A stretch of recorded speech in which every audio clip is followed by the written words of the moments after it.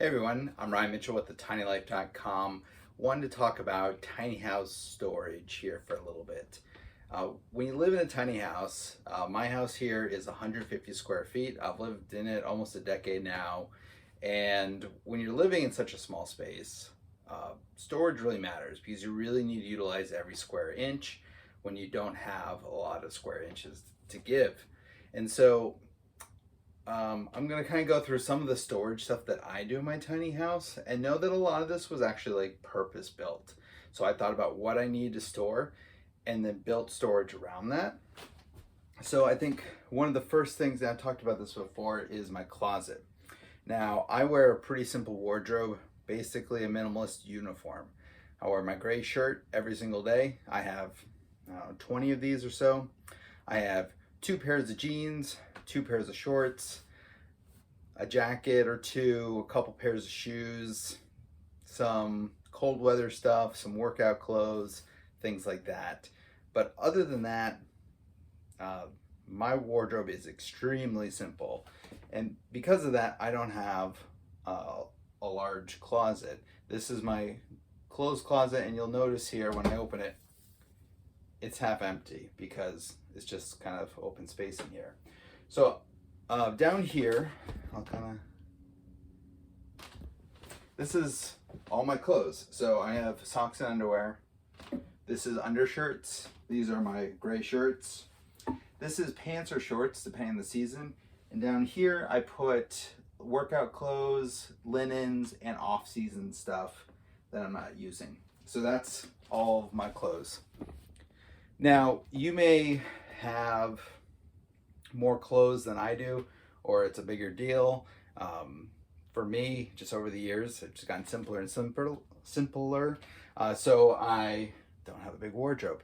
In here, this is kind of what I call my landing pad. And it's not a new concept, but a landing pad is basically a place that when you come into your house, you have a place to put things. So, kind of what worked for me is I just have this little plastic container, and I basically take everything out of my pockets and put it in here. I also keep a little notepad. So, you know, like my car key, my wallet,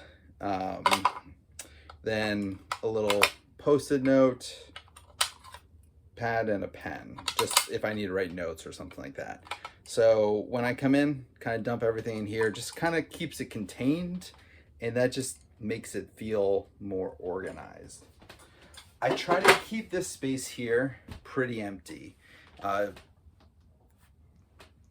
To varying degrees of success, I'll be honest, that this is kind of one spot, because I can close this door, is that if I need to put something, I'll drop it there. But by and large, this is where I try to keep this open. I have a mirror here. I also have my filing system. So when I bring in mail, when I get papers that I need, I try to do most of it paperless. But of course, you know, you can't always get away from paper. Different places don't do it. Some things you need a paper copy, whatever. So I have my filing system. This is basically, it comes in, I put it right here, and then once I'm ready, I actually like process it. So I open everything up, read it, check it out, put it in here if it's a to-do, and put it up here once it's done, or if I just need to file it. So that's kind of how I handle all the mail and paper that comes in, is I have those 2 landing pads. That's pretty new, maybe about 2 years now. It was a nice little improvement. I just got those containers at the Container Store, and they worked perfectly with that. Did some command strips, just stuck it to the wall there. Once I'm done with the things and it's ready to file, then I put it into my little file box. So once I am ready to file things, basically this is my little file container. I just got this at Target, and just has a nice little lid to kind of keep it a little tidier. And then I have my tabs with different folders. And in general, I try not to keep paper stuff unless I absolutely have to. There's certain things I always want to keep paper copies for. But I have a post on my website called The Simple Office. It talks about what you have to keep and for how long, and what things you can digitize. Generally, the IRS will accept digital copies of things. So you're usually pretty good with digital stuff. Some things you always want to keep paper though. Now I'm going to show you my kind of bookcase area is what I call, and that's just kind of a general purpose storage area.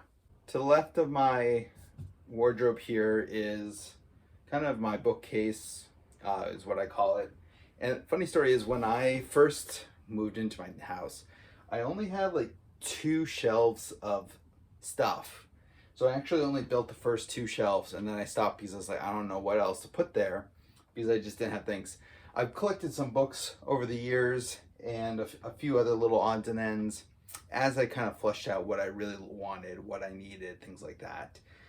Figure out what storage you need, but then also allow for some future growth, expansion, and adjustments as you really hone in on what you do. Most of us don't have experience living in such a small space, so flexibility is key. So here I have different fabric bins, some books, binders, things like that. And each one of these bins is kind of like a theme or just kind of how I categorize things.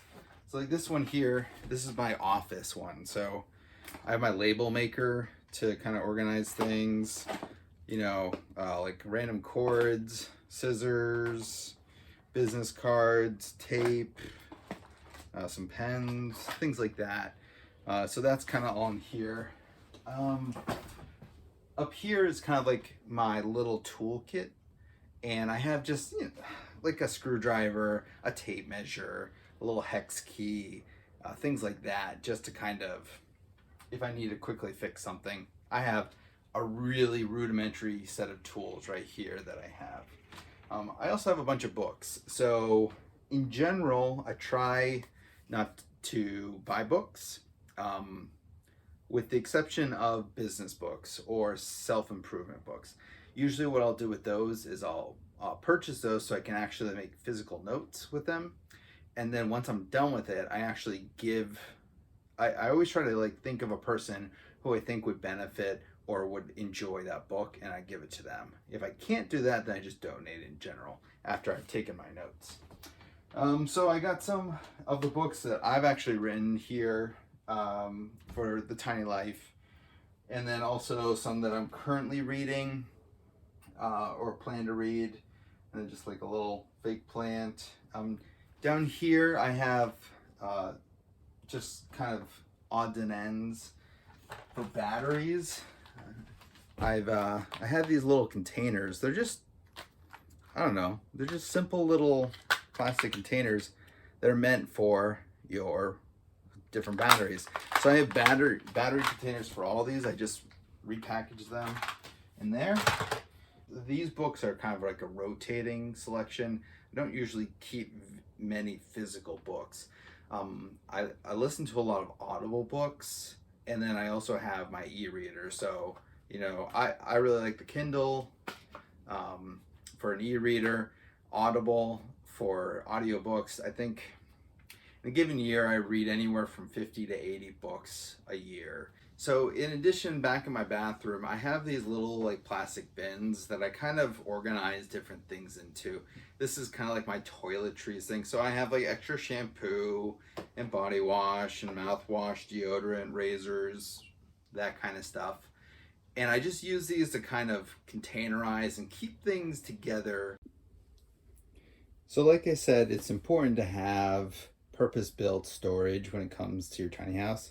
And the kitchen is definitely one of those places. So this is my spice cabinet, which I have these, you know, spices, and I've labeled them. And I just bought these jars at the Container Store and just made this special thing. Then I have a very limited set of utensils here, which I talk about in my kitchens post. So if you want to know more here. So you can see all this is very customized there. Next to it is my silverware drawer. I have a very limited set of utensils, and I made spaces for each one of them. And then this is just like a general utility thing, like a little flashlight, a knife, and some rubber bands that I keep just in case I need there. So again, all this was purpose built for this size. And then I have just like a little nook in the back here that I keep odds and ends. And then in my cooking station, I have a built-in knife block on the back here. And then up here, a little niche for different odds and ends, a built-in paper towel holder, and then up there I have my cups and measuring cups. Now up here I found some extra space, so I was actually able to add a little shelf where I just keep kind of odds and ends up there. And then down here I have my toothbrush and then my kind of shaving mirror, if you will. And that's all above my sink right there. Now, I don't really watch a lot of TV, but when I feel like I, want to watch a movie or something like that, instead of having a full TV, I have a projector, which is over here. And then right here, kind of hidden, is the projector screen. And so that I can have a pretty decent size screen without like taking up wall space, just because I'm not a big TV person, and I don't think that like if I had a TV, it would just take up too much space. It would be the focal point of the whole room, and just something that I'm not really keen on. So projector is a really good option to have a bigger screen that isn't as heavy, doesn't take up wall space as much, and can be hidden away with a screen like this.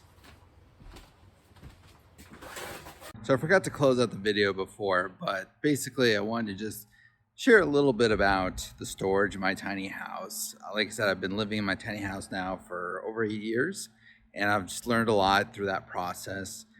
If you're on YouTube, in the description is a link to the full post. And of course, if you're already on the website, then just scroll down, you'll learn a whole bunch more about tiny house storage and get some ideas for your own tiny house build. Thanks.